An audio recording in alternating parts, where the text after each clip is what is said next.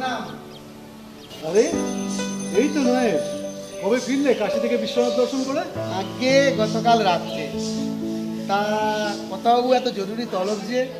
আসলে আমি সামনের মাসে একটু কলকাতায় যাব ব্যবসার কাজে। ম্যাজিস্ট্রেট সাহেব আমায় ডেকে পাঠিয়েছে, ভাবছি তোমাকেও সঙ্গে নিয়ে যাই। কোনো অসুবিধা নেই তো? না কর্তাবাবু, কোনো অসুবিধা নেই, আপনি যা বলবেন তাই। তা কর্তাবাবু, একটা প্রস্তাব ছিল। হ্যাঁ বলো না, এত কিন্তু করছো কেন? আগে কর্তাবাবু, বাড়িতে দুর্গাপূজার আয়োজন করেছি। বাহ, আপনি যদি অষ্টমীর দিন একটু পায়ে ধুলি দেন, তাহলে অদমে একটু কি তার হতো। আরে নিশ্চয়ই যাবো, কেন যাবো না? বাবা তুমি এখানে? হ্যাঁ, আমার ইতিহাস বইটা খুঁজে পাচ্ছি না। তুমি কি দেখেছো কোথাও? আরে আমি কি করে দেখবো? ও দেখ, বোধহয় নকুল কোথাও সরিয়ে রেখেছে। দূর, ভাল লাগে না। এই বাড়িতে একটা জিনিসও ঠিকঠাক থাকে না। ধৈর্যের বাঁধ ভেঙে যায় আমার। হ্যাঁ, এই বাবু শোনা, বাবু শোনা।